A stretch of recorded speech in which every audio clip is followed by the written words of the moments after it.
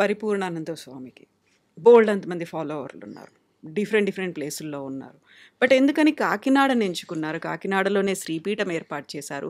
కాకినాడలోనే మహాశాంతి యాగాలు ఇప్పుడు ప్రధానమంత్రి, భారతదేశం మొత్తానికి ప్రధానమంత్రిగా ఆయన ఢిల్లీలోనే ఎందుకు ఉండాలంటే ఎక్కడో కేంద్రం ఉండాలి, ఎక్కడో కూర్చోవాలి. అది దేశ రాజధాని అనుకున్నాం. మీరు ఎందుకు కాకినాడని మీకేంది? అదే అంటున్నా, నాకు ఒక ప్లేస్ కావాలి కదా. అక్కడ వాళ్ళు ఆశ్రయం ఇచ్చారు, అక్కడ ఉన్నాను.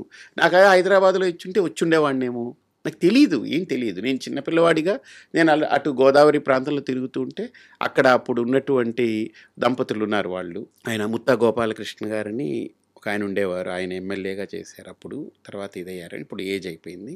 ఆయన భార్య నా ప్రవచనాలకు వచ్చేది. ఆయన వచ్చి మీ స్పీచెస్ ఇక్కడ జరగాలి, మీరు ఇక్కడ ఉండాలి, మా ప్రాంతంలో ఉంటే బాగుంటుందని ఆయన రిక్వెస్ట్ చేశారు. తప్పకుండానండి, చూద్దామన్నాను. నేను అసలు ప్లానింగ్ లేదు, ఏం లేదు. Then it happen to be అక్కడ స్థలం ఇచ్చారు. శ్రీపీఠం కూడా నేనేం చేయలేదు. నిజంగా చెప్పాలంటే అదేదో భూమిలో నుంచి మొలుచుకొచ్చినట్టు అది అలా వచ్చింది తప్ప నేను ఎప్పుడూ దానికోసరంగా ఏమీ తాపత్రయపడలేదు. అది దైవానుగ్రహం, అలా డెవలప్ అయింది. ఆ కాకినాడ వాళ్ళ అదృష్టం అది, అంతే. సో మహాశక్తి యజ్ఞం ఏంటి, ఏం చేస్తున్నారు మీరు అందులో? ఇది ఒక అపురూపమైనటువంటి ప్రయోగం. ఇదొక కల్పం అంటే ఒక వేదము లేదా ఆగమాలు లేదా శాస్త్రాలు అవి చెప్పినటువంటి ఆచారాల్ని కల్పం అంటాం మనం. ఇది ఒక అపురూపమైన కల్పం. ఏంటనంటే ఇది నవరాత్రుల్లో ప్రత్యేకించి 10 రోజులు దాన్ని 100 కోట్ల కుంకుమార్చన చేయాలని ఒక సంకల్పం. అలాగ ఒక 1000 కోట్ల కుంకుమార్చన పూర్తి చేయాలి. ఈ భూమి మీద ఇప్పటిదాకా ఎవరు ఊహించలేదు. 100 కోట్ల కుంకుమార్చన ఎవరు ఆలోచన చేయలేదు. అది 1000 కోట్ల కుంకుమార్చన చేయాలని ఒక దృఢమైన సంకల్పం పెట్టుకున్నాం. మీకు అర్థమైంది కదా. ఆ సంకల్పంలో భాగంగా నేను అనుకున్నది ఏంటనంటే ఏదో ఒక సంస్కరణ జరగాలి అని. స్త్రీలకి దీక్షావస్త్ర ధారణ అనేది ముఖ్యం. ఒక దీక్షావస్త్రం ఎందుకు అని అంటే అది 250 రూపాయలు అది చీర. మనం అహ్మదాబాద్లో ఎక్కడో సూరత్లో దాన్ని ప్రింట్ చేయించి తీసుకొస్తాము. చాలా నాణ్యమైంది అది. బయట ఎక్కడైనా సరే అది ఒక 700 రూపాయలు తక్కువ ఉండదు. మనం 250 రూపాయలు కొట్టిన దానికి తీసుకొచ్చి ఇస్తున్నాం. అది ఎందుకు అని అంటే చదువుకున్న వాళ్ళకి, చదువు లేని వాళ్ళకి, డబ్బున్న వాళ్ళకి, డబ్బు లేని వాళ్ళకి, తెల్లగా ఉన్నా నల్లగా ఉన్నా, లేదు పైన కులమైన కింద కులమైన, అసలు ఈ తరతమ భేదాలు లేకుండా ఒక స్త్రీమూర్తి అది కట్టుకోగానే అమ్మవారిలాగా మారాలి, కనపడాలి. ఇంకా ఆవిడ వెనక ఏది కనపడకూడదు, నాకు ఇంకా అమ్మవారే కనపడాలి.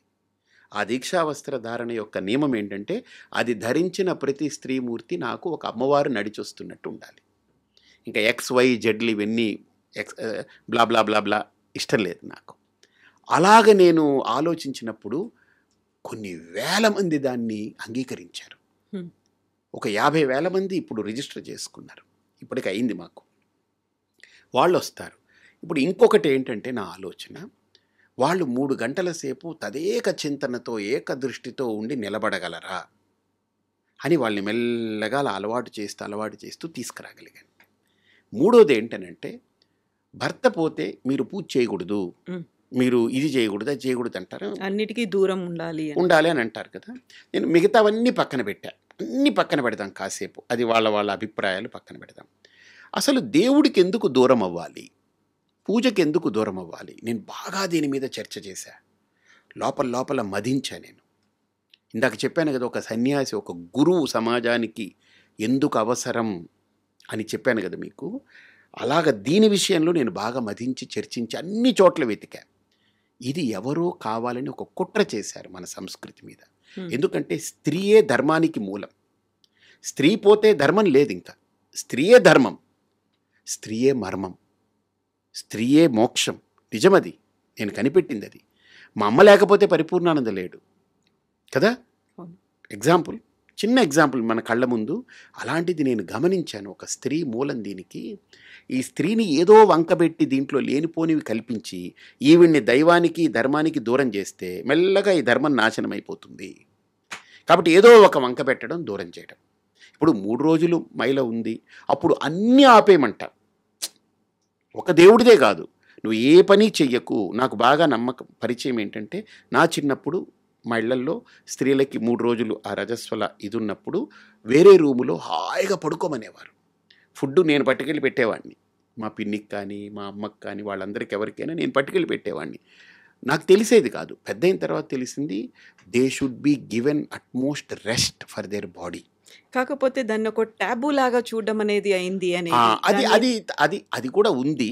అది కూడా ఉంది. కానీ ఈరోజు ఏమైపోయింది, అలా చూస్తున్నారని మనం వదిలేసుకొని రావడం వల్ల మానసిక సంఘర్షణ స్త్రీలో దానివల్ల పెరుగుతుంది. ఈరోజు చూడండి, ఎనీ సైకియాట్రిస్టులు సైకాలజిస్టుల దగ్గర స్త్రీ లోపల మనోబలం చాలా గొప్పది స్త్రీకి. శరీర బలం కంటే ఆవిడ అబల కాదు, ఆవిడ సబల అని మాట్లాడేవారు కదా. ఈరోజు స్త్రీలో ఆ మానసిక శక్తి ఎందుకు తగ్గిపోతుందనంటే, ఆ ఋతుక్రమంలో 3 రోజులు పూర్తిగా ఆవిడకి రెస్ట్ తీసుకోకపోవడం అనేది దోషం. అది తీసుకోవాలి. ఎందుకంటే ఆవిడ ఒక సృష్టికి ప్రిపేర్ అవుతుంది. ఒక సృష్టి చేసేదానికి తన శరీరం అంతా ఒక ఒక నిర్మాణం జరుగుతుంది లోపల. ఆ జరిగేటప్పుడు తాను అనుభవించే నరకము మామూలుగా ఉండదు. శరీరము దట్ అండర్గోస్ దట్ పెయిన్.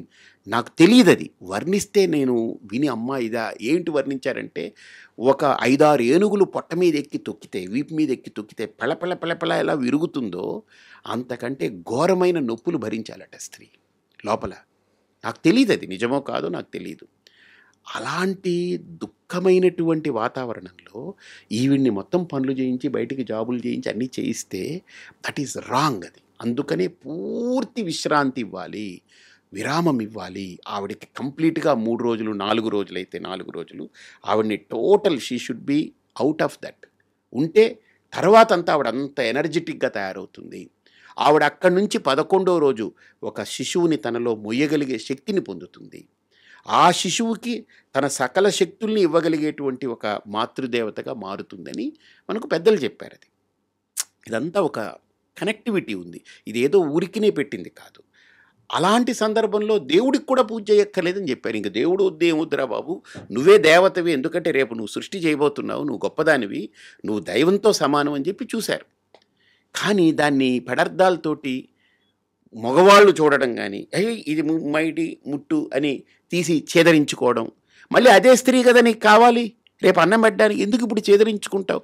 గౌరవించు, దాన్ని చక్కగా పడుకోమను, హాయిగా గౌరవించు, అంతేగాని ఛేదరించుకోకు, అసహించుకోకు. అది అసహ్యం కాదు. అది జరిగితేనే రేపు నీకు వారసులు కడుగుతున్నారు, నీకు ఒక సంతానం ఇస్తుంది. కాబట్టి అసహించుకునేటువంటి దానికి కాకుండా, దాన్ని ఛేదరించుకునే దానికి కాకుండా, దాన్ని ఏదో ఒక టాటీలాగా చూడటం కాకుండా ఆవిడని గౌరవించడం నేర్చుకోవాలి, ఆవిడకి ఆ రెస్ట్ ఇవ్వాలి. అది మనం చేయగలగాలి. ఇది సంస్కారం. ఇది అది ఓకే అక్కడ దాకా. అందుకని భర్త పోయాడు నువ్వు పూజ చేయకూడదంటే ఏంటి అర్థం దాంట్లో నాకు?